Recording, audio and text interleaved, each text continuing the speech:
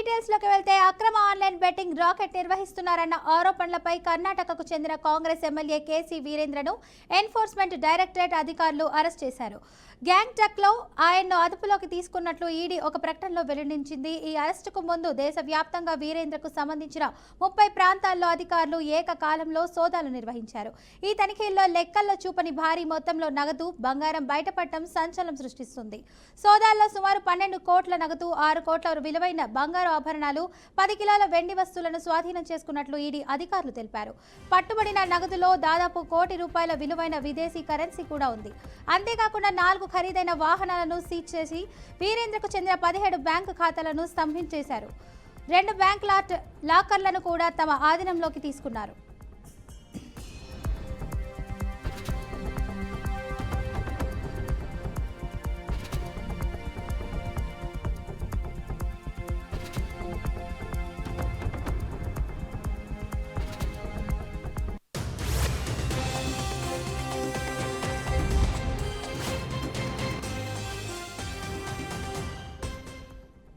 అక్రమ online betting rocket నిర్వహిస్తున్నారన్న ఆరోపణలపై కర్ణాటకకు చెందిన కాంగ్రెస్ ఎమ్మెల్యే కేసీ వీరేంద్రను ఎన్ఫోర్స్మెంట్ డైరెక్టరేట్ అధికారులు అరెస్ట్ చేశారు. గ్యాంగ్టక్ లో ఆయన అదుపులోకి తీసుకున్నట్లు ఈడీ ఒక ప్రకటనలో వెల్లడించింది. ఈ అరెస్టుకు ముందు దేశవ్యాప్తంగా వీరేంద్రకు సంబంధించిన 30 ప్రాంతాల్లో అధికారులు ఏకకాలంలో సోదాలు నిర్వహించారు. ఈ తనిఖీల్లో లెక్కల్లో చూపని భారీ మొత్తంలో నగదు, బంగారం బయటపడటం సంచలనం సృష్టిస్తుంది.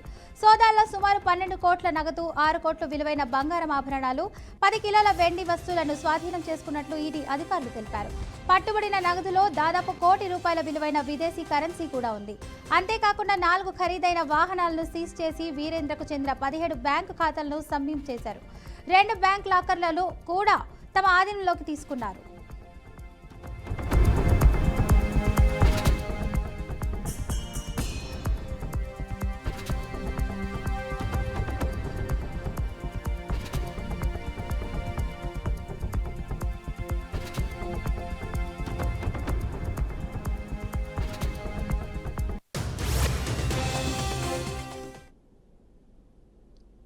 ఆంధ్రప్రదేశ్లో టీడీపీ కూటమి ప్రభుత్వం అనుసరిస్తున్న ఆర్థిక విధానాలపై మాజీ ముఖ్యమంత్రి వైఎస్ఆర్ కాంగ్రెస్ పార్టీ అధినేత వైఎస్ జగన్మోహన్ రెడ్డి తీవ్ర స్థాయిలో విమర్శలు గుప్పించారు. రాష్ట్ర ఆర్థిక పరిస్థితి ఆందోళనగా ఉందని, ఆదాయం తగ్గిపోయి అప్పులు విపరీతంగా పెరిగిపోతున్నాయని ఆయన ఆరోపించారు. అన్ని స్థాయిలలో అవినీతి పెరిగిపోవడమే ఈ దుస్థితికి కారణమని ఆయన ఆరోపించారు. కార్ లెక్కల ఆధారంగా రాష్ట్ర ఆర్థిక దుస్థితిని వివరిస్తూ టీడీపీ కూటమి ప్రభుత్వం కేవలం 14 నెలల కాలంలోనే 186,361 కోట్ల అప్పు చేసిందని జగన్ పేర్కొన్నారు. తా ప్రభుత్వం 5 ఏళ్లలో చేసిన మొత్తం అప్పుల్లో ఇది 56% సమానమని ఆయన పోల్చి చెప్పారు. ఎన్నికల ముందు రాష్ట్ర ఆదాయాన్ని పెంచుతామని, అప్పులను తగ్గిస్తామని హామీ ఇచ్చిన టీడీపీ కూటమి ఇప్పుడు అందుకు విరుద్ధంగా వ్యవహరిస్తోందని విమర్శించారు. అధికారం చేపట్టిన అనతి కాలంలోనే ఇంత భారీగా అప్పులు చేయడం ప్రభుత్వ వైఫల్యానికి నిదర్శనమని అన్నారు.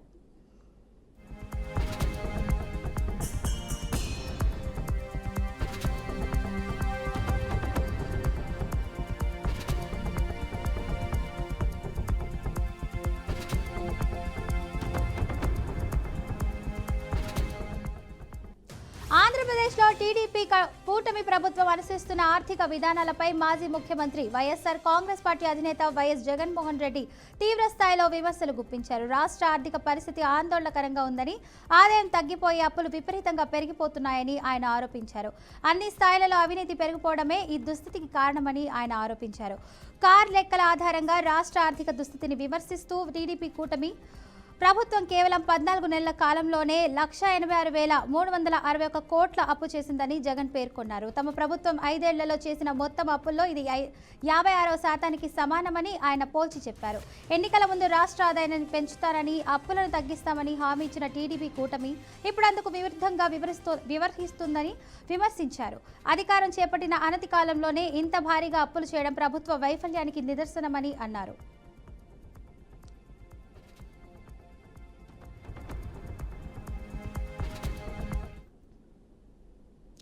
అది పేరుకే రెస్టో బార్, చేసే పనులు మాత్రం పబ్బు మాదిరి. కంపెనీ కావాలా అంటూ అమ్మాయిలే వచ్చేస్తారు, డబ్బులు ఇస్తే ఎంజాయ్ చేస్తారు. రాష్ట్ర ప్రజల ఆలోచన విధానంలో మార్పు వచ్చినప్పుడే స్వర్ణాంధ్ర నిర్మాణం సాధ్యమవుతుందని ముఖ్యమంత్రి నారా చంద్రబాబు నాయుడు అన్నారు. పరిశుభ్రమైన ఆలోచనలతోనే రాష్ట్రాన్ని అభివృద్ధి పథకంలో నడిపించగలమని ఆయన స్పష్టం చేశారు. కాకినాడ జిల్లా పెద్దాపురంలో నిర్వహించిన స్వర్ణాంధ్ర స్వచ్ఛాంధ్ర సభలో పాల్గొన్న ఆయన ప్రజలను ఉద్దేశించి ప్రసంగించారు. ఈ ప్రపంచంలో ఏది వృధా కాదని, చెత్త మంచి కూడా సంపదను సృష్టించవచ్చని అన్నారు. వైకుంఠపాలి ఆటలు మన రాష్ట్రానికి వద్దు, మనకు అభివృద్ధి కావాలని చెప్పారు. అసెంబ్లీలో ప్రతిపక్ష స్థానం దక్కలేదు, అందుకే బయట విషయం చిమ్ముతున్నారంటూ వైసీపీ నేతలపై సీఎం మండిపడ్డారు. చాలాసార్లు మీకు ఒక మాట చెప్పాను, స్వర్ణాంధ్రప్రదేశ్ కావాలంటే ముందు మీ ఆలోచన విధానం మారాలి. ఇప్పుడే సురేష్ గారు చాలా స్పష్టంగా చెప్పారు. మనందరిలో ఒక విషయం మనం గుర్తుపెట్టుకోవాలి, మన ఇంట్లో చెత్త తీస్తాం, ఎక్కడ వేస్తామంటే రోడ్డు మీద వేస్తాం. అంటే ఇల్లు మంది, ఆ రోడ్డు మాత్రం మంది కాదు. అక్కడి నుంచి ఆ ఇంట్లో రోడ్డు మీద ఉండే చెత్త అంతా కుళ్ళి మళ్ళీ ఆ వాసన రూపాన మీ ఇంటికే వస్తుంది. అంటే అంటువ్యాధులు రావడానికి మీరు చూస్తే ఎక్కడికక్కడ ఈ చెత్త ఇవన్నీ కనీసం మనం వాడినటువంటి మురుగు నీరు కూడా బయట పోనీయకుండా మన ఇంటి ముందరనే ఉండడం, అక్కడ పురుగులు ఇవన్నీ తయారు కావడం, దీంతో అనేక అంటువ్యాధులు వచ్చి చాలా ఇబ్బందులు వచ్చే పరిస్థితి వచ్చింది. పోయిన గవర్నమెంట్ మీరు చూశారు, చెత్త మీద పన్నేశారు కానీ చెత్త కూడా తీలే. మామూలుగా 85 లక్షల మెట్రిక్ టన్నులు చెత్త అన్ని టౌన్స్లో పారేసి మున్సిపాలిటీని చెత్త చేసి వదిలిపెట్టారు. ఈరోజు ఈ ప్రభుత్వం ఒకటే ఆలోచించాం, మా మంత్రి చెప్పాను, మా డిపార్ట్మెంట్ చెప్పాను, అక్టోబర్ 2వ తారీఖు నాటికి 85 లక్షల చెత్త చెదారం ఏదైతే మున్సిపాలిటీస్లో ఉందో అన్ని క్లీన్ చేసే బాధ్యత వాళ్ళకి అప్పచెప్పాం. తప్పకుండా 100% జయప్రదం అవుతుందని చెప్పి మీ అందరికీ హామీ ఇస్తున్నా. నేను చాలా పశ్చిమ గోదావరి జిల్లా పాలకొల్లులోని గోదావరి వరద ముంపు లంక గ్రామాల్లో మంత్రి నిర్మల రామానాయుడు పర్యటించారు. పేదలంక, కనకాయలం గ్రామాల్లో వరద నీటిలో నడుస్తూ ప్రజల సాధక బాధలను అడిగి తెలుసుకున్నారు. గత 5 ఏళ్ల పాలనలో వరదలొస్తే ఏరియల్ సర్వే పేరుతో గాలిలో చేసిన వాగ్దానాలు గాలిలో కలిసిపోయాయని ఆయన మండిపడ్డారు. కూటమి ప్రభుత్వంలో చిన్నపాటి వరదొచ్చినా గడపకు నీరు తాకకుండానే చంద్రబాబు ఆదేశాల మేరకు మంత్రులు, ఎమ్మెల్యేలు, అధికారులు క్షేత్రస్థాయిలో పర్యటించి ఆర్థిక బాధలను తెలుసుకుంటున్నారని తెలిపారు. గత ఎన్నికల సమయంలో ఇచ్చిన మాట నిలబెట్టుకునేలా వంతెన పనులకు త్వరలో టెండర్లు పిలిచి ఏజెన్సీకి అప్పగిస్తామన్నారు. మన ఫ్లైఓవర్ బ్రిడ్జి కింద ఒకటి శాంక్షన్ చేసాం. అవునవును, కొద్ది వేళ తగ్గుతుంది. రాత్రి నుంచి కొంచెం తగ్గుముఖం పట్టింది, తక్కువే. లాస్ట్ ఇయర్ కొద్ది ఎక్కువ వచ్చింది, 2022లో బాగా ఎక్కువ వచ్చింది. అందుకనే మీకు ఇప్పుడు ఈ బ్రిడ్జ్ కూడా, ఫ్లైఓవర్ బ్రిడ్జ్ కూడా పెట్టాం.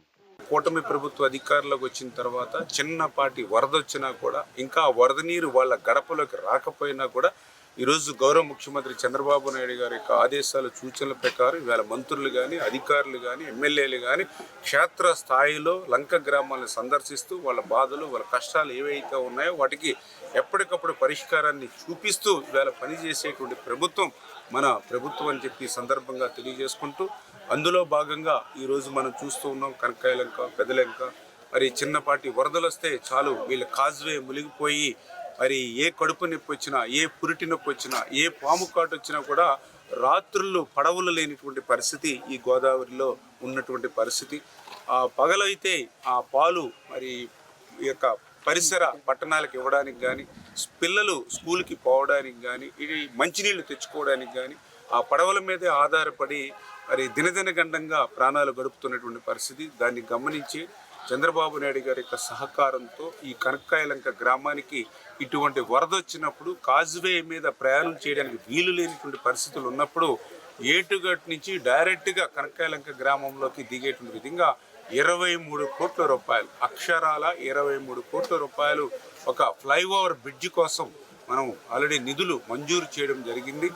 గత ఎన్నికల్లో వాగ్దానం ఇచ్చాం. ఆ ఇచ్చినటువంటి మాటను నిలబెట్టుకుని ఈరోజు నిధుల్ని ఆర్థిక పరిస్థితి సహకరించకపోయినటువంటి సమయంలో కూడా ఈవేళ లంక గ్రామానికి 23 కోట్ల రూపాయల నిధులు మంజూరు చేశాము అని అంటే మాట ఇస్తే ఆ మాటని నిలుపుకోవడానికి పనిచేసేటువంటి నాయకత్వం ఈరోజు తెలుగుదేశం, జనసేన, బీజేపీ నాయకత్వం అన్నదని ఇదే ఒక ఉదాహరణ. కూటమి ప్రభుత్వ అధికారంలోకి వచ్చింది. రాష్ట్ర ఐటీ పరిశ్రమల శాఖ మంత్రి శ్రీధర్ బాబు కీలక వ్యాఖ్యలు చేశారు. సాధారణంగానే ఏదైనా మంచి పని చేసేటప్పుడు కొందరు కావాలని అడ్డుపడుతూ ఉన్నారని, మూసీ విషయంలోనూ ఇదే జరుగుతోందని చెప్పారు. భావితరాల కోసం మూసీ ప్రక్షాళన చేసి తీరుతామని వెనక్కి తగ్గేదే లేదు అని ఆయన తేల్చి చెప్పారు. నీటి వనరుల పరీక్షలలో ఇతర రాష్ట్రాలకు తెలంగాణకు రోల్ మోడల్గా నిలుపుతామని శ్రీధర్ బాబు స్పష్టం చేశారు. నగరాల అభివృద్ధికి సరైన ప్రణాళికలే పునాది అని అన్నారు. పర్యావరణం సుస్థిర లేకుండా ఆర్థిక అభివృద్ధి సాధ్యం కాదన్నారు. భవనాలను నిర్మించడమే అభివృద్ధి కాదని, ప్రస్తుత పరిస్థితుల్లో పర్యావరణ పరీక్షణలో కూడిన వృద్ధి ఆవశ్యకమన్నారు.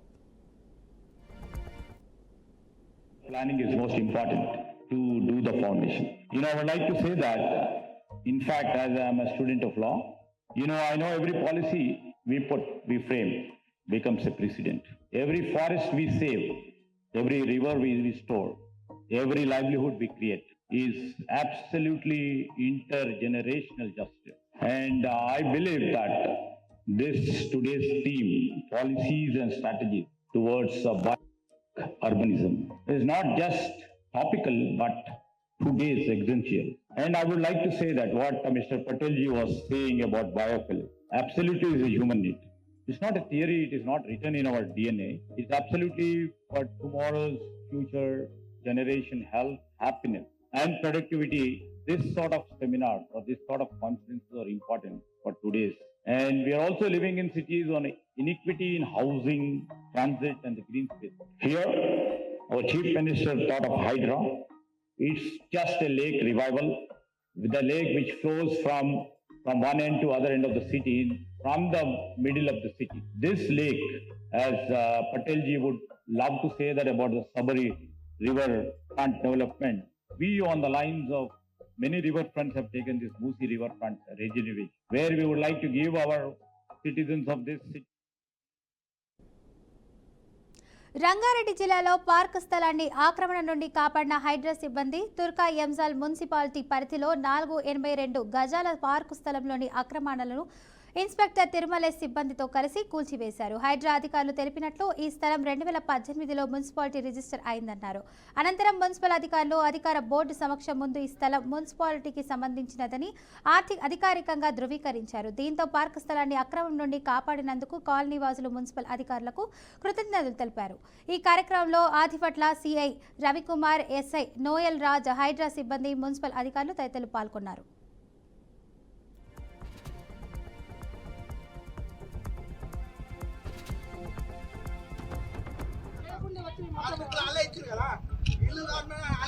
కొద్దిగా పార్కు అంతా కబ్జా గురైతే park Hyderabad local municipality police వాళ్ళంతా ప్రొటెక్షన్ వచ్చేసి ఆ పార్కు రిలీజ్ చేశారు. అదేవిధంగా రోడ్డు కూడా కొద్దిగా కబ్జా గురైతే ఆ రోడ్డు కూడా రిలీజ్ చేశారు. దానికి మేము 1979లో లేవటైంది. అందరము 2010, 2011లో ఆ ప్లాట్లు కొన్నాము. అప్పటి నుంచి ఆ ప్లాట్లు సంబంధం లేకుండా పార్క్ అయితే కబ్జా గురి చేశారు. ఆ పార్కుని ఈరోజు హైదరాబాద్లో అటు మున్సిపాలిటీ వచ్చి మాకు క్లియరెన్స్ ఇచ్చారు. ఇటువంటి ప్రోత్సాహం చేస్తున్న సీఎం రేవంత్ రెడ్డి గారికి, లోకల్ మున్సిపాలిటీకి, హైదరాబాద్కు పార్కు 483 గజాల పార్కు, అది ఆల్రెడీ మున్సిపాలిటీ రిక్షేషన్ కూడా ఉంది. అటువంటి పార్కును కబ్జా గురైతే మాకు కోర్టులో ఉంటే వాళ్ళు ఏమైనా చూసుకుంటారు. కానీ పార్క్ అయితే మాకు రిలీజ్ చేశారు. పబ్లిక్గా ఉన్న రోడ్డును కూడా మాకు డ్రైనేజీ అండ్ రోడ్డు శాంక్షన్ అంటే ఆ రోడ్లు కూడా ఆపారు. అవి కూడా ఇప్పుడు మున్సిపాలిటీ తరఫున వేయాలని మేము కోరుకుంటున్నాము. మాకు